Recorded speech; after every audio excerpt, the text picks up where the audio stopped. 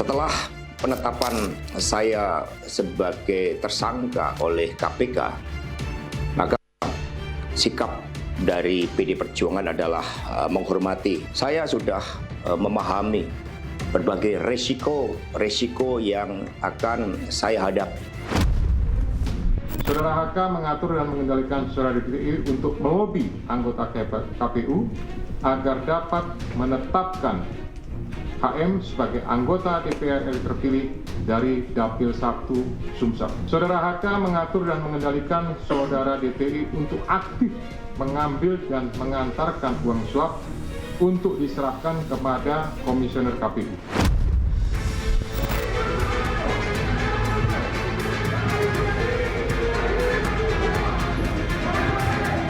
Memang kasus ini lebih terlihat seperti teror terhadap Sekjen DPP PDI Perjuangan. Dan keseluruhan proses ini sangat kental aroma politisasi hukum. Kami melaksanakan proses penegakan hukum ya secara murni, secara profesional. Kalau Hasto itu ditangkap, saya datang. Saya nggak bohong. Kenapa? Saya ketua umum, bertanggung jawab kepada warga saya.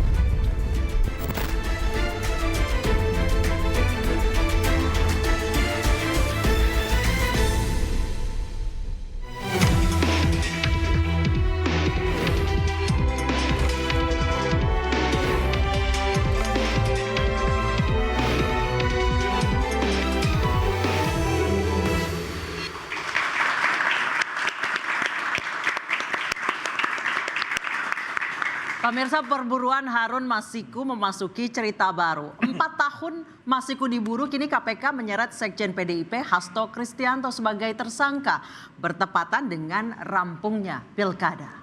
Tudingan politisasi mengalir dibalas dengan klaim murni penegakan hukum. Benarkah ini demi keadilan atau ada permainan kekuasaan? Bersama saya, Anissa Dasuki. Dan saya, Breman Atinaya. Inilah interupsi. Sengketa pilkada belum mulai, elit parpol tersangka. Ya, tentunya pemirsa dan juga Anissa, kita sudah kedatangan sejumlah narasumber yang akan membahas pada malam hari ini. Di sebelah kanan saya ada Bung Guntur Romli, politikus PDI Perjuangan. Selamat malam, Bung Guntur. Waalaikumsalam. Kemudian di samping Bang Guntur ada Mas Agung Baskoro, Direktur Eksekutif Ras Politika Strategis. Selamat malam. Mas Agung, dari mana? Baik, di sebelah kanan saya ada Mas Tibiko Zabar, peneliti ICW. Selamat malam, Mas Tibiko. Selamat malam, Mbak Anggi. Dan di sebelahnya ada Mas Yudi Purnomo, ex penyidik KPK yang ketika itu juga masih bergabung dengan KPK ketika kasus ini berjalan tahun 2020. Baik, oke. Silakan, Bre. Dan ada juga Mbak Titi Anggraini, pakar kepemiluan yang sudah hadir juga di floor. Selamat malam, Mbak Titi. Karena suka taupun tidak bahwa kasus Harun Masiku ini terkait erat dengan pemilu legislatif tahun 2019. Betul sekali, dan tentunya sudah ada Bung Guntur di sini. Saya mau tanya langsung karena kan baru saja muncul nih, Bung Guntur, video Mas Hasto pertama kali ngomong setelah ditetapkan sebagai tersangka. Ini sebenarnya membuktikan bahwa Mas Hasto masih di Indonesia, nggak keluar negeri atau seperti apa nih, Bang? Ya, tentu saja masih di Indonesia, Mas. Masih di Jakarta? Mana? Dan Mas Hasto itu taat hukum dan kooperatif. Dan yang menarik adalah Mas Hasto sudah membuat puluhan video. Itu adalah yang tadi disampaikan itu yang pertama, akan ada lanjutan puluhan video yang juga di situ akan membongkar dugaan keterlibatan petinggi-petinggi negara kasus korupsi. Dan ini video-video nanti itu kalau diliris akan menggemparkan, Mas, akan mengubah peta pemberantasan korupsi, opini publik, dan luar biasa karena yang akan disebut nama-namanya dan bukti-buktinya nanti sungguh mencengangkan. Dan saya sudah menonton beberapa video tersebut dengan bukti-bukti yang sudah ada. Ini untuk membalas atau seperti apa nih, Bang Guntur? Enggak, kita akan bicara soal pemberantasan korupsi. Ya, kita akan membicara pemberantasan korupsi itu harus konsisten, jangan hanya tebang pilih. Jangan hanya tajam kepada PDI Perjuangan, kepada Sekjen PDI Perjuangan, tapi tumpul kepada kasus yang lain.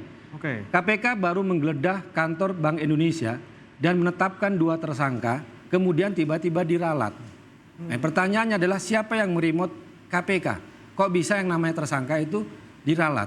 Kemudian kasus-kasus korupsi yang lain yang sesuai dengan fakta-fakta di pengadilan. Misalnya kasus yang tambang yang menyebut Blok Medan, kemudian kasus private jet di situ nilainya triliunan, miliaran, tapi tidak pernah diberantas, tidak pernah muncul ke publik. Tapi ini kasus yang bukan pejabat negara. Hasto Kristianto adalah Sekjen PDI Perjuangan. Dan ketika kita membaca alasan-alasan atau bukti-bukti yang disampaikan oleh Ketua KPK sangat menggelikan dan menjadi bahan tertahan publik. Poin pertama misalnya, contohnya saya sampaikan. Apa hubungannya penetapan apa yang disebut dengan bukti oleh Ketua KPK terkait kasus suap Harun Masiku dengan penempatan Harun Masiku sebagai orang Toraja sebagai caleg di Sumatera Selatan? Apakah nggak boleh? Kenapa itu disampaikan sebagai bukti? Bahasanya Ketua KPK itu adalah bukti. Ini kan menjadi bahan tertawan publik. Bahwa kita ngelihat, disitulah kami menganggap bahwa ini benar-benar kasus politik, bukan kasus hukum, bukan kasus pemberatan korupsi, tapi benar-benar upaya melakukan kriminalisasi terhadap Sekjen PDI Perjuangan. Tapi di luar ada tudingan politisasi, apakah memang dari PDIP sendiri yakin bahwa Mas Hasto sama sekali tidak terlibat di kasus ini? Kalau kita membaca fakta pengadilan yang berkekuatan hukum yang tetap, ingkrah, putusan pengadilan kepada Wahyu Setiawan dan Agustiani tanggal 15 Agustus tahun 2020 nomor putusan 28 halaman 160 dan 161 yang menyatakan dalam pertimbangan hakim tidak ada yang namanya aliran dana kepada Wahyu Setiawan dari Hasto Kristianto tapi dari Harun Masiku.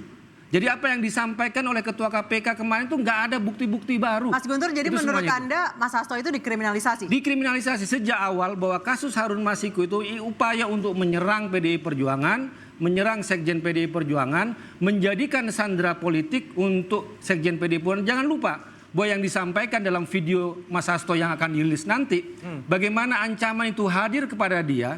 Kalau sampai memecat namanya Jokowi dan keluarga akan ditetapkan sebagai tersangka. Dan itu setahun belakangan ini Mas Hasto selalu diancam dengan kasus Harun Masiku. Tapi Mas Hasto tidak pernah takut, tidak pernah takluk. Dia tetap keras, dia tetap kritis meskipun jadi tersangka karena dia yakin tidak terlibat dengan kasus Harun Masiku. Mas Guntur, saya ke Mas Yudi. Mas Yudi, nama Hasto Kristianto sudah disebut di sidangnya Pak Wahyu ketika itu di tahun 2020. Apa benar tidak terlibat sama sekali? Atau sebenarnya sudah ada nama itu dari 2020? Ya, kalau kita bicara mengenai kasus kan tentu selalu berkembang.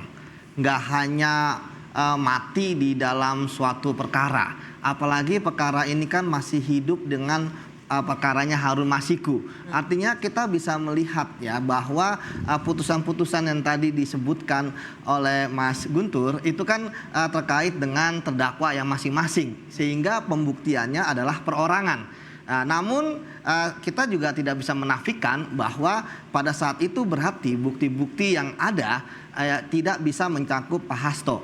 Namun kita bisa melihat pada saat ini ketika beberapa bulan belakangan ini ketika kita tahu bahwa terjadi pergantian Kasatgas gitu ya. Bahwa Kasatgas yang saat ini kemudian melakukan beberapa upaya. Pertama kita lihat ada penggeledahan. Kemudian yang kedua, ada pemeriksaan terhadap saksi-saksi, termasuk Wahyu Setiawan. Yang kita tahu bahwa ternyata Wahyu Setiawan sudah bebas bersyarat gitu kan. Padahal Harun Masiku dia itu sebenarnya ancaman hukumnya lebih rendah daripada Wahyu Setiawan. Jadi saya pikir ketika kemudian terakhir kita lihat Pak Hasto dan kemudian Pak Yasona juga diperiksa. Jadi kalau dalam hukum itu kan berarti kan mempunyai alat bukti baru ya. Ada keterangan saksi, alat bukti dan sebagainya. Mbak, kalau kita melihat ya dari KPK, memang KPK itu lemah sekarang. Memang KPK itu di internalnya kurang bagus gitu ya. Namun kalau proses penegakan hukum sebagai orang yang pernah di sana, saya yakin prosesnya sudah mulai due diligence yang sangat bagus. Kita tahu ada yang namanya gelar perkara. Di dalam gelar perkara itu yang hadir nggak cuma satu sumber dan tidak ada komando di sana. Yang ada adalah 5 pimpinan KPK ya kemudian mendengarkan. Misalnya kalau ini prosesnya penyidikan untuk mengembangkan kasus, maka penyidik akan kemudian menyampaikan yang didengar oleh penyidik, direktur penyidikan, penuntutan dan deputi penindakan, termasuk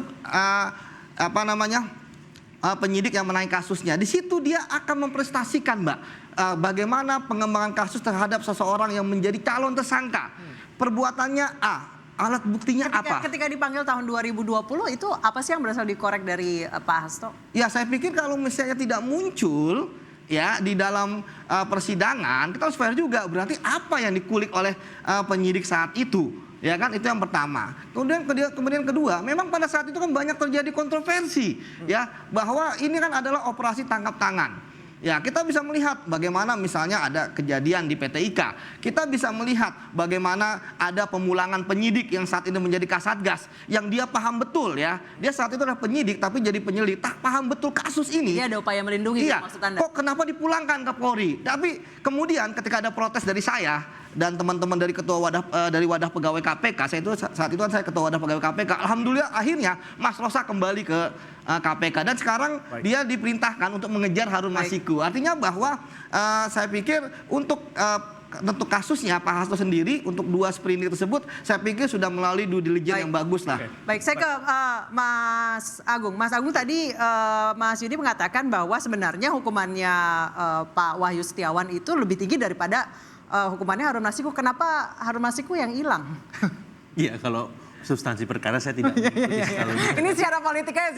Ya, tapi yang jelas saya akan menyoroti video Mas Hasto yang 4 menit 28 detik itu. Saya kira secara tekstual jelas pesannya akan mengikuti proses hukum. Saya kira itu bagus, harus kita apresiasi. Tapi saya melihat ada yang kurang di video itu ketika Pak Hasto tidak menjelaskan, menegaskan posisi beliau dalam kasus Harun Masiku yang dituduhkan kepada beliau sebagai tersangka.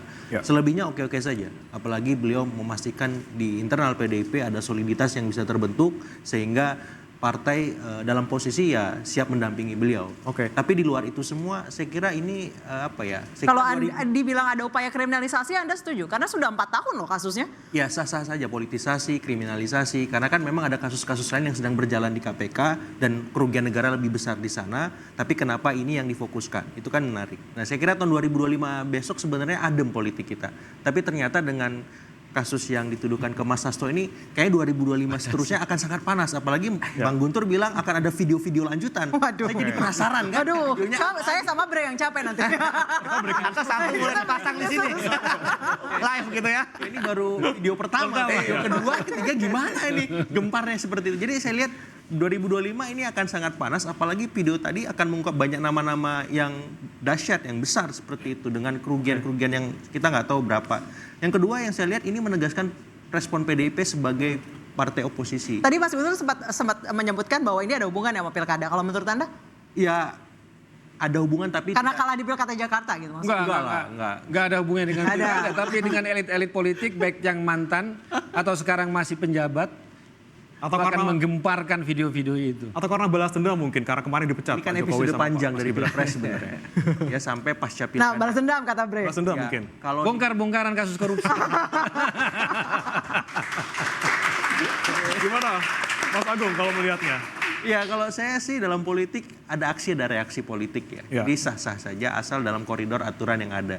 Jadi ini bagus juga buat publik sehingga publik bisa tercerdaskan, tercerahkan sebenarnya duduk perkara untuk Harun Masiku seperti apa, untuk perkara kasus-kasus korupsi lagi bagaimana. Nah politiknya nggak apa-apa, video tadi silahkan dibuka gitu. Karena itu bisa membuat sistem berdemokrasi kita sehat, bagus. Tapi kemudian yang hukumnya juga harus dihadapi secara proporsional, profesional. Karena apa? Karena kita pengen lihat DNA PDIP ini kan partai yang pernah di oposisi, partai yang pernah berkoalisi. Bagaimana cara PDIP menghadapi proses hukum? Bagaimana cara PDIP berproses politik dan melakukan proses-proses yang lain? Ini juga bisa menjadi contoh partai-partai yang lain ketika menghadapi sebuah kasus, responnya harus bagaimana sih? Oh, responnya yang secara hukum begini, secara politik begitu, ada proses lain kita ikuti semua. Nah, saya kira ini penting, bagus buat demokrasi kita daripada semuanya yes atau daripada semuanya sekedar no, lawan, tolak, tapi kan nggak ada substansinya. Tapi kalau ini kan jelas nih, proses hukumnya main, proses politik jalan, semuanya terorkestrasi. Dan saya kira buat elit juga mikir nih, mau goyang-goyang PDIP, mau ganggu-ganggu lagi, repot juga nih barangnya. Seperti itu. Tapi saya mau ke Mas Biko. Mas Biko melihat kasus ini seperti apa? Karena ada yang bilang bahwa ini penyidik KPK yang lama ataupun pimpinan yang KPK yang lama ini tidak becus. Karena baru ketika diganti pimpinan KPK, baru kemudian jadi tersangka Hastonya. Makanya kemudian jadi ada isu ini politisasi. Ya, Mas Bre dan Mbak Anggi, pertama penetapan tersangka dugaan korupsi Sekjen PDIP Hasto Kristianto ini sebetulnya mengkonfirmasi buruknya kinerja KPK di era Firly Bahuri CS. Kenapa demikian? Saya menambahkan apa yang disampaikan tadi oleh Mas Yudi. Pak Hasto ini sudah masuk radar KPK sejak Januari 2020. Kala itu tentu ada momentum yang berbarengan dengan konteks penetapan tersangka mantan komisioner KPU Wahyu Setiawan. Itu yang pertama. Dan yang kedua adalah dalam konteks itu tentu masyarakat masih ingat betul Bagaimana ketika ada proses membuntuti yang bersangkutan hingga akhirnya hilang di PT IKA tadi disampaikan, bahkan ada upaya dugaan intimidasi terhadap sejumlah penyidik KPK.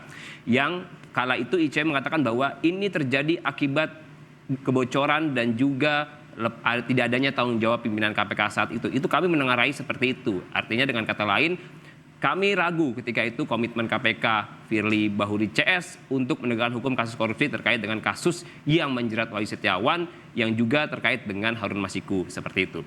Nah, yang kedua tentu ini menjadi kritik juga bagi KPK sebab apa? Kami di ICW sebetulnya melihat kasus pergantian antar waktu DPR ini adalah satu dari paling tidak ada 14 tunggakan perkara yang sebetulnya harus KPK selesaikan seperti itu gitu ya. Itu yang kemudian sebenarnya harus menjadi catatan dan evaluasi. Nah, kalau kita lihat kasus ini ketika ditanya misalkan apakah ini soal lambatnya kinerja penyidik KPK dan lain-lain, tentu Mas Bre dan Mbak Anggi Mbak Anissa gitu. Ini kasus sebetulnya proses penyelidikannya sudah lama. Tadi Mas Yudi sudah menyampaikan, meskipun tadi sudah dikatakan bahwa tidak ada fakta praktis, tidak ada fakta persidangan dalam putusan Wahyu Setiawan. Karena kala itu kami juga meyakini bahwa ini bisa jadi terjadi karena saat itu ada upaya membatasi yang dilakukan konflik di internal KPK pada saat itu. Karena kondisi KPK 2019 itu kan penuh polemik gitu ya, penuh kontroversi seperti itu. Jadi makanya sempat waktu itu kita bilang bahwa pimpinan KPK dan Dewas KPK ini juga harus melakukan evaluasi terhadap deputi penindakan ketika itu, karena kita lihat nih ada hambatannya di mana nih. Ini masih bicara konteks Harun Masiku pada saat itu. Itu yang pertama. Nah, yang kedua ketika kita bicara bahwa ada penetapan tersangka Pak Hasto dan kemudian berapa bukti yang lain, meskipun tadi Mas Guntur bilang tidak ada fakta, tapi proses penyelidikan itu sebenarnya berjalan. Tadi ketika proses itu berjalan dan ada alat bukti baru dan alat bukti penguat, tentu ini menjadi keyakinan bagi KPK untuk menaikkan status penyelidikan ke penyidikan, yang mana pada akhirnya juga berujung pada penetapan tersangka gitu ya. Nah, itu yang kemudian sebetulnya kalau kami lihat ini kasus penegakan hukum yang sebetulnya sudah sejak lama. Bahkan sebetulnya kalau KPK berani dan komitmen, sebetulnya ini sudah bisa diproses jauh sebelum tanggal 24 kemarin. Kok dilalah kok baru sekarang dan setelah pilkada gitu. Kita akan tanya ke Mbak Titi. Nah, karena kasus Harun Masiku ini melebar kemana-mana karena dibiarkan terlalu lama. Padahal kasus ini adalah sengketa pemilu tahun 2019. Nanti kita akan tanyakan ke Mbak Titi. Usai jeda, sebenarnya apa sih duduk perkara kasus yang menyeret Harun Masiku kemudian sekarang terbawa Sekjen PDI Perjuangan Hasto Kristianto. Usai jeda tetap di Interupsi.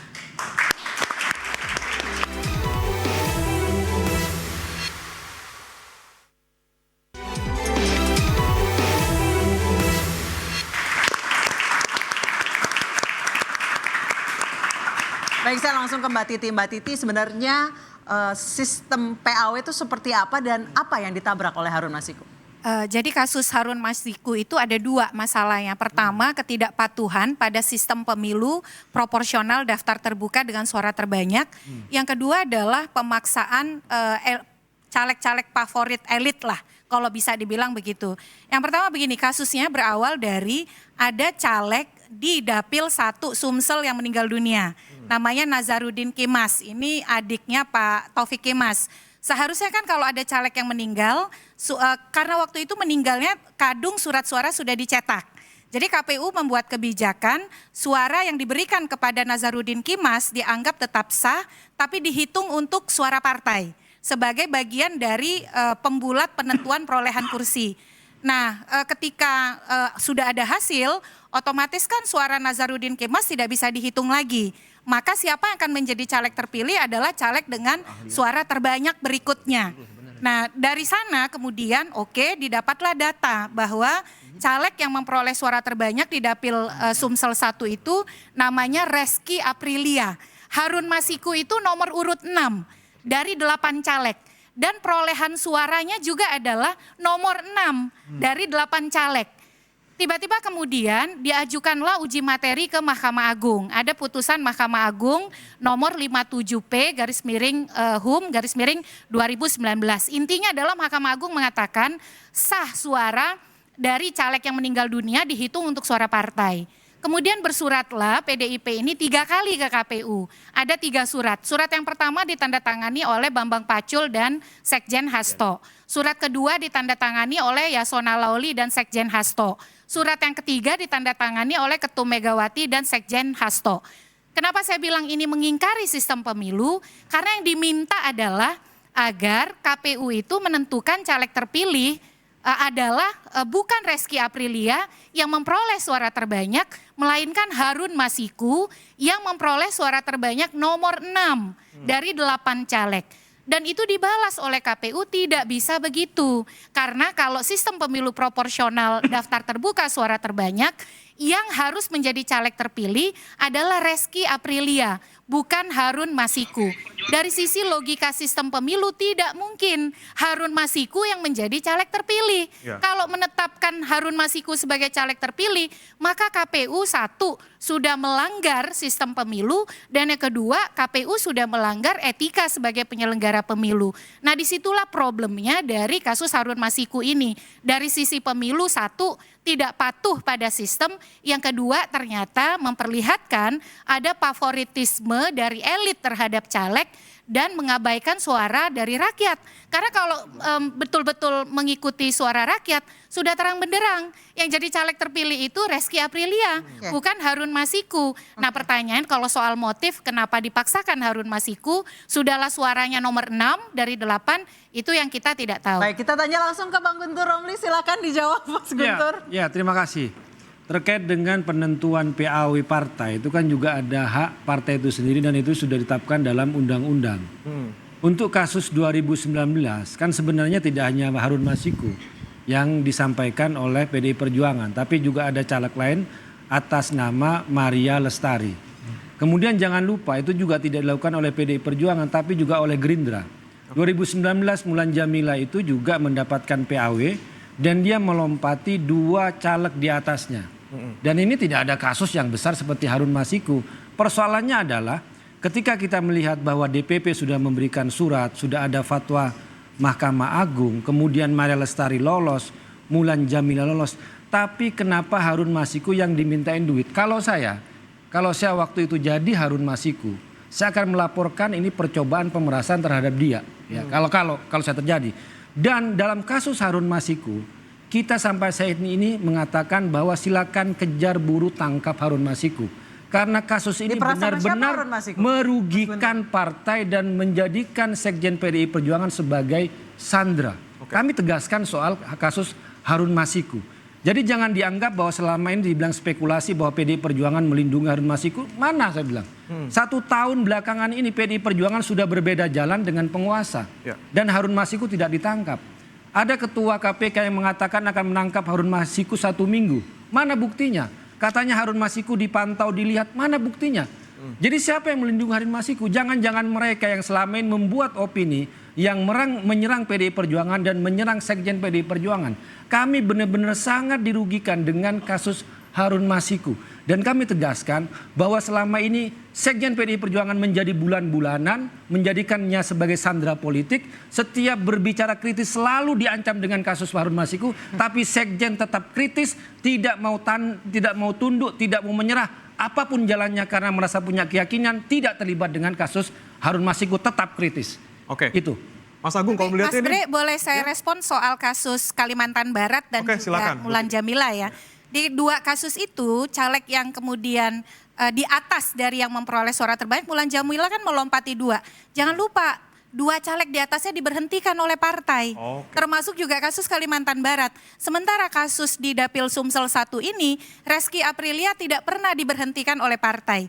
Jadi dalam situasi sama-sama semua yang di atas Harun Masiku itu masih memenuhi syarat. Jadi ada situasi hukum yang tidak sama antara kasus Kalimantan Barat, lalu kasus Mulan Jamila dan kasus Harun Masiku. Jangan lupa Mbak, kasus Jamila itu ada putusan pengadilan PT UN yang menggugat putusan DPP. Ada putusan gitu kan? PN Jakarta Selatan. Jadi, tapi caleg yang di atas si Mulan Jamila itu diberhentikan oleh partai. Kami lebih memilih tidak memberhentikan anggota kami secara tidak terhormat hanya karena berebutan suara. Karena kami punya mekanisme penilaian sendiri dalam internal partai. Tidak semua yang namanya dapat suara, kalau ada laporan di Mahkamah Partai, misalnya ada upaya untuk menyalahgunakan, memasukkan suara partai menjadi suara pribadi dia, di PDI Perjuangan tegas, pasti akan melakukan pergeseran pemilihan. Jadi dalam internal mekanisme partai itu ada mekanisme sendiri, dengan segala hormat Mbak Titi. Ya, gitu. makanya kemudian KPU, Mas Guntur tidak bisa mengikuti surat itu. Karena kan KPU harus melakukan penggantian caleg terpilih,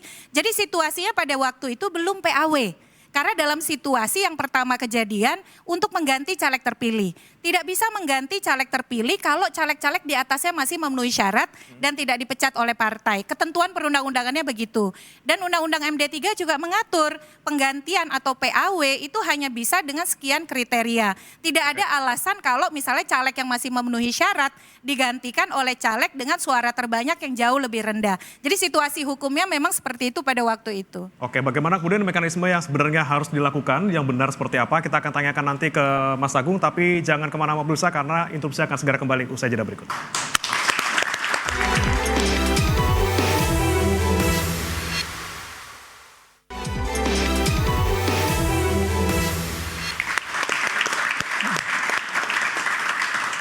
Anda kembali diinterupsi, saya ke Mas Guntur. Mas Guntur, kalau Pak Hasto ditahan, Bu Mega akan menggeruduk KPK? Ya, seperti yang disampaikan oleh Ibu Megawati dan kita akan melihat nanti, Mbak. Kapan ditahannya Sekjen PDI Perjuangan dan nanti kami akan melakukan tindakan-tindakan hukum dan nanti kita lihat. Gitu. Oke, apa nih? Mau digugat tersangkanya, statusnya, atau mungkin mau pra-peradilan atau seperti apa? Atau Ya, Bu Mega akan memimpin demonstrasi di KPK atau bagaimana? kita lihat nanti, Mbak. Kita lihat. Tapi upaya-upaya hukum itu akan dilakukan. Dan itu sedang disiapkan oleh tim pembela hukumnya Sekjen PDI Perjuangan. Oke, tapi kalau untuk posisi Pak Hasto berarti masih Sekjen sampai sekarang? Ya, atau? sampai saat ini beliau masih Sekjen PDI Perjuangan. Hari ini juga masih memimpin rapat konsolidasi struktur partai dari DPC, DPD. Karena kan kami juga pada bulan Januari akan ulang tahun, kemudian juga tahun depan juga akan ada kongres. Jadi beliau masih menjalankan fungsi kesekjenan gitu. Baik, saya ke Mas Agung. Mas Agung, ini ketika PDIP kemudian sekjennya dijadikan tersangka, ini apakah ada upaya di balik sana untuk menggoyahkan PDIP jelang Rakernas? Atau balas dendam pasca pemecatan? Ya, upaya-upaya itu saya kira terlihat kasat ya di jalanan kita ketika ada spanduk yang ramai menyatakan bahwa Ibu Ketua Umum Mega itu ilegal semacam itu dan beberapa statement-statement yang saya lihat agak keras kasar ya seperti itu. Jadi ketika Pak Hasto ini dalam tanda petik menjadi tersangka, saya kira namanya PDIP punya DNA posisi yang kuat, berkoalisi juga pernah, tidak ada kata mundur ataupun berubah sikap seperti itu karena memang mereka punya garis partai yang jelas, apalagi Ibu Ketua Umum kan memang selama ini seperti mengayomi semua kader-kader ya. Jadi yang paling penting Ibu Ketua Umumnya sebenarnya. Nah, Ibu Ketua Umumnya ke depan setelah Pak Hasto menjadi tersangka ini mau ngegas apa ngerem. Tapi dengan statement Mas Guntur ini kayaknya ngegas terus kayak bahkan gaspol kan seperti itu. Nah, kalau gaspol berarti ini pesan kepada pemerintahan hari ini bahwa PDIP bersikap oposisi dan itu pesan positif bagi publik. Kenapa? Karena roda pemerintahan kita akan punya check and balances yang proporsional, profesional dan harapannya bisa semakin menyehatkan ya interaksi elit dan publik agar apa? Agar ya bernegara kita semakin bagus seperti itu. Berarti PDIP sama sekali tidak goyah, malah siap-siap mau hajar pol lagi. PDI Perjuangan semakin ditekan semakin melawan. Semakin ditekan semakin melawan. Luar biasa. Coba saya mau ke Mas Biko dulu. Mas Biko, ini kan saya melihat ada sesuatu yang titik terang lah ketika kemudian Pak Hasto jadi tersangka. Kemudian apakah kemudian nanti bisa membuka pintu untuk membuka Harun Masiku ataupun menangkap Harun Masiku atau membuka kong-kali-kongan PAW seperti yang tadi Bu Titi bilang? Iya Mbak Anissa dan Mas Bre, sebetulnya kasus ini jadi batu uji bagi pimpinan KPK terpilih, pimpinan KPK baru untuk membuktikan keseriusannya dalam penegakan hukum kasus korupsi. Itu yang patut diperhatikan yang pertama. Dan yang kedua, kami mendesak juga bahwa KPK kalau memang serius bongkar kasus ini secara tuntas. Dengan kata lain, masih ada pekerjaan rumah soal penangkap buronan Harun Masiku yang hingga kini belum ketemu. Dan kalau dari sisi ICW sebetulnya Mbak, kita melihat bahwa informasi atau keterangan dari Harun Masiku ini sebenarnya bisa membuat benderang kasus ini. Sebetulnya bagaimana duduk perkaranya?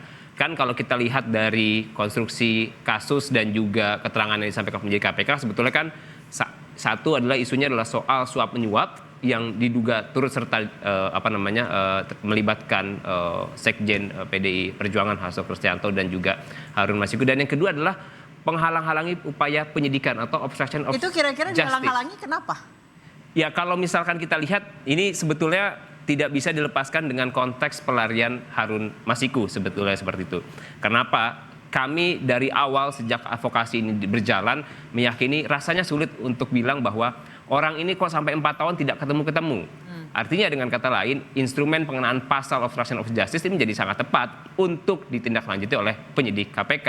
Pertama, bisa dilihat juga kira-kira siapa yang memfasilitasi yang bersangkutan ini pergi. Yang kedua, siapa yang mendanai seperti itu. Dengan kata lain, kalau memperluas kasus ini maka pengembangan penyidikan untuk menjerat pihak-pihak lain itu menjadi sangat penting untuk membuat kasus ini semakin benderang. Dengan kata, dan yang perlu kita perhatikan bahwa ini kan sebetulnya ada kelindahan dengan kasus korupsi yang menjerat mantan komisioner KPU, lalu kemudian juga melibatkan caleg PDI Harun Masiku dan juga Sekjen PDI Hasto Kristianto. Ini kan sebenarnya kan saling berkelindahan dengan artinya ini harus dibuktikan, dan kami menilai kasus ini harus jadi kotak Pandora gitu, membuka kotak Pandora bagaimana sebetulnya kejahatan ini terjadi. Tapi Mas Diko sendiri yakin kalau Pak Hasto tahu di mana Harun Masiku dan berupaya merintangi?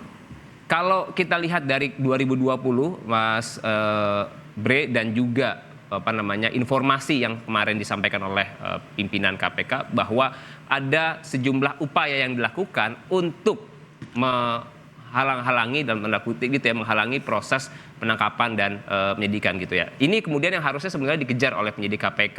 Okay. Ada informasi soal misalnya yang beredar tenggelamkan saja handphonenya seperti itu. Lalu kemudian ada upaya yang lain yang disampaikan bahwa ya sudah ini tolong dalam tanda kutip digeser dulu, dialihkan dengan berbagai macam peristiwa. Nah ini sebenarnya kan berbagai macam peristiwa yang kalau dalam konteks penegakan hukum kasus korupsi di Undang-Undang Tipikor itu sebenarnya ada bahwa barang siapa yang dengan sengaja melakukan upaya perintangan penyidikan maka yang bersangkutan bisa dijerat, dan KPK itu punya pengalaman untuk menjerat pasal pidana obstruction of justice seperti itu. Saya ke Mas Yudi. Mas Yudi, sebenarnya Harun Masiku itu pernah kedeteksi apa nggak sama sekali, atau pernah kedeteksi tapi disuruh pergi aja gitu? Ya kan kedeteksi kan terakhir kita lihat itu kan yang viral. Tahun berapa? Ya tahun 2020 itu ketika ada di bandara ya, di eskalatornya. Itu terakhir dan sampai saat itu kan akhirnya perginya kemana juga nggak? Perginya tidak ada yang tahu. Tetapi ya selama ini kan kita paham bahwa ada dugaan-dugaan gitu ya, dan kemudian operasi plastik juga butuh biaya banyak ya. Butuh biaya banyak, dan kemudian ketika Pak Hasto kemudian menjadi tersangka gitu ya, saya pikir sebenarnya ini adalah sebuah sinyal dari KPK ya bahwa kepada Harun Masiku ya, karena saya pikir KPK dengan segala macam teknik yang mereka gunakan gagal ya untuk menangkap Harun Masiku, sehingga mereka mengubah strategi ya, dengan kemudian berharap dengan penetapan tersangkanya Pak Hasto ini itu Harun Masiku akan keluar dari persembunyiannya. Karena apa? Karena karena diharapkan Harun Masiku kemudian sadar bahwa sudah tidak ada lagi kepentingan terhadap Harun Masiku di situ gitu ya, bahwa ini Pak Hasto pun sudah tersangka, ngapain lagi dia sembunyi seperti itu. Jadi kita berharap dalam waktu dekat ya Harun Masiku bisa ditangkap oleh penyidik ataupun dia menyerahkan diri kepada KPK, sehingga sebenarnya kasusnya akan terang benderang. Karena ketika Harun Masiku pun keluar, dia bisa jadi dua sisi. Yang satu bisa membenarkan omong kosong saya, Pak. Ya, itu omong kosong itu. Silakan, Bang Guntur. Omong kosong kaitan antara persembunyian Harun Masiku dengan Hasto Kristianto. Karena apa untungnya Hasto Kristianto menyembunyikan atau terlibat dalam penyuapan kasus Harun Masiku? DPP Perjuangan sudah menerbitkan surat berdasarkan juga fatwa MA dan sudah menyampaikan kepada KPU. Apa tujuannya lagi menyuap ya, kalau Sekjen PDI Perjuangan sampai lebih jauh melakukan penyuapan? Apa kepentingannya? Gitu kan? Jawabannya itu, apa kepentingannya? Dan berapa kerugian negara dalam kasus ini? Ya, kita sudah lihat Pak Hasto kan menjadi tersangka. Yang itu adalah proses hukum, sistem peradilan pidana yang ada di negeri kita. Masalah ada politisasi dan sebagainya silakan saja. Toh KPK juga selama ini kita tahu sudah banyak menangani Kita kasus pertanyakan korupsi sekarang di politisi. mana Harun Masiku? Nah, Rosa itu masih di KPK. Katanya dipantau, katanya ada, katanya seminggu lagi mau ditangkap. Buktinya apa? Kan masih penyidik Rosa kan masih di KPK. Mana Harun Masiku gitu loh. Itu kan? Itu yang kemarin kami sampaikan bahwa ini sebetulnya kritik sekaligus mengkonfirmasi bagaimana buruknya kinerja pimpinan KPK periode sebelumnya. Ya. Kenapa? Ya, termasuk penyidik juga dong. Ya. Rosa ada sebut juga mana Harun Masiku nggak ditangkap sampai sekarang itu. Mas Guntur, kami juga sebetulnya menyampaikan bahwa Dewas KPK dan pimpinan KPK kala itu harus merombak dan mengevaluasi betul bagaimana kinerja deputi penindakan. Sebab apa? Satu, tadi ada problem dari pimpinan KPK yang buruk. Yang kedua, seperti kami menilai dan menduga ada hambatan yang terjadi di level kedeputian penindakan. Nah, itu yang kemudian sebetulnya kalau dalam catatan ICW ini yang harus dievaluasi dari konteks dalam konteks penegakan hukum yang dilakukan oleh KPK. Itu yang pertama. Dan yang kedua adalah kalau misalkan kita bicara soal penegakan hukum, Mas Guntur, ini kan prosesnya sudah lama. Sudah ada 4 tahun seperti itu. Dan kalau menambahkan apa yang disampaikan oleh Mas Yudi, tentu muatan yang kuat gitu ya tadi ya. Pasal yang dikenakan adalah turut serta melakukan upaya suap gitu dan juga upaya perintangan penyidikan. Nah, ini yang kemudian kalau lihat dari fakta-fakta, dari informasi maksud saya yang disampaikan oleh pimpinan KPK, sebetulnya kan ini kan mengarah ke arah sana. Maka bagi ICW ketika kasus ini kemarin sudah naik ke level penyidikan, segeralah naikkan status kasus ini ke level persidangan. Supaya apa? Supaya semakin jelas kalau memang kita membuktikan bahwa kasus ini sebetulnya sudah alat buktinya sudah cukup gitu ya. Dan ini kan kalau kita tadi saya sempat sampaikan di awal, prosesnya sudah lama dan sebenarnya alat bukti sebenarnya sudah ada nih. Yang jadi persoalan adalah kenapa ini kemudian baru saat dikeluarkan di periode sekarang. Itu yang kemudian kita kritik ketika itu sejauh bagaimana komitmen pimpinan KPK di era Firly Bahuri. Oke, kita akan bahas sebenarnya seperti apa yang sebenarnya menjadi sumbatan di KPK. Kita akan bahas usai jeda, tetap diinterupsi.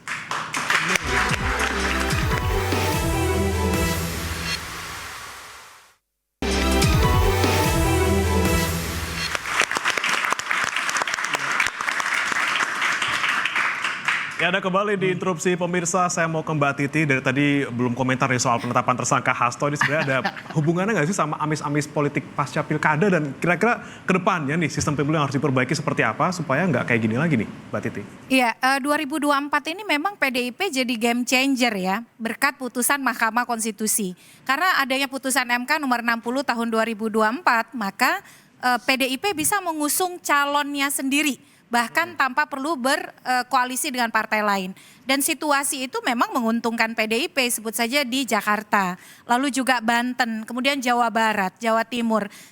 Dalam konteks itu memang PDIP menjadi sorotan, karena dia mendapatkan insentif dari putusan MK dan mengubah konstelasi politik. Dikaitkan dengan perkara ini, apakah ini berkaitan dengan politisasi perkara atau tidak, yang akan membuktikan adalah proses persidangan. Karena kan persidangan itu terbuka. Maka sebelum menuju ke persidangan, kemampuan KPK membuktikan transparansi, keterbukaan, dan akuntabilitas proses yang mereka lakukan sampai kemudian nanti penuntutan, itu akan membuat opini publik nanti akan terbentuk begitu ya. Apakah alat bukti yang disajikan itu betul-betul kokoh untuk kemudian mentersangkakan dan kemudian menterdakwakan Sekjen PDIP, ataukah publik akan melihat ini lebih kental aroma politiknya atau tidak. Jadi saya setuju dengan Mas Biko tadi bahwa ini menjadi pertarungan dan juga pertaruhan kredibilitas KPK dan pimpinan yang baru. Nah, yang kedua, ke depan seperti apa? 2025 RUU Pemilu dan juga RUU Pilkada, revisi Undang-Undang Pemilu dan revisi Undang-Undang Pilkada masuk prolegnas, akan diubah. Kalau saya sih apapun pilihan sistem pasti ada kelemahannya. Tetapi yang kita harapkan, kalau kita memang memilih sistem proporsional terbuka, kalau sekali partai sudah mencalonkan calon dengan terbuka, siapa yang mendapat suara terbanyak itulah yang dihormati. Supaya kita tidak sibuk dengan hal-hal yang seperti ini. Itu. Baik, saya ke Mas Agung. Mas Agung, PDIP 2025 akan dilanjut ke perang dingin di legislatif atau akan lebih cair bergabung dengan pemerintah? Tapi kalau lihat dari tadi Mas Guntur sih kayaknya ngegas ya. Iya, tapi melihat PDIP di DPR dengan di partai itu saya hari ini kok beda ya. DPR itu ada Mbak DPR, Puan. iya, PDIP yang di DPR Iya. dengan PDIP yang di panggung TV beda ya? Beda. DPR itu ada Mbak Puan, tapi di partai ada Ibu Mega. Oke. Jadi ketika melihat PDIP hari ini, kita melihatnya tidak tunggal. Harus dalam perspektif yang ya multi perspektif gitu. Karena bisa jadi ya check and balances tetap jalan, tapi di saat yang sama kritisme juga bisa. Gitu. Kompromisme. Ya, artinya apa? Saya berharap momentum Harun Masiku efek ini bisa menjadi arahan bagi PDIP untuk dengan maksimal menghadapi proses hukum seprofesional mungkin. Kemudian bagi KPK bagaimana caranya mengembalikan kredibilitas lembaga ini yang di era sebelumnya itu sangat terpuruk sekali. Di banyak temuan lembaga survei, biasanya KPK itu tertinggi, terbagus, image-nya, persepsinya, citranya.